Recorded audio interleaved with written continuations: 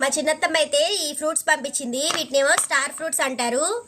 మా చెల్లి ఏ భాషలో దీనికి ఏమేమి పేర్లు ఉన్నాయని చెప్పిద్ది. చూడండి లోపు నేను కోస్తా.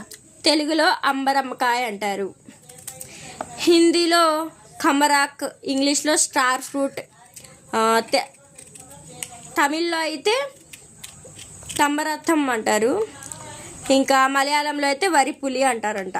చూసారా, స్టార్ ఫ్రూట్ అక్కడ లేదు, ఇంగ్లీష్ లో మాత్రమే స్టార్ ఫ్రూట్ అన్నారు. తెలుగులో నాకు అర్థం కాలేదు, కానీ అందుకే మా ఆయన అడిగితేనేమో తెలుగులో ఏమంటారు బావా చెప్పు అంటే చుక్కల పండు అంటారంట, అంబరంకాయ అంటారంట తెలుగులో.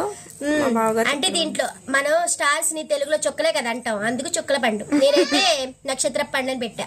విడిగా తింటే పుల్లగా ఉందని చెప్పి నేను ఉప్పు కలిపి తింటున్నాను. చాలా టేస్టీగా ఉంది, ఇలాగా మామిడికాయలో ఉప్పు నంచుకు తిన్నట్టుంది. అయితే ఇప్పుడు వీటితో ఏమైనా రెసిపీస్ తెలిస్తే కమెంట్ చేయండి, అవి ట్రై చేస్తాం. మీరు ఎప్పుడైనా ఈ ఫ్రూట్తో ఏమైనా రెసిపీ చేశారా అది కూడా కమెంట్ చేయండి.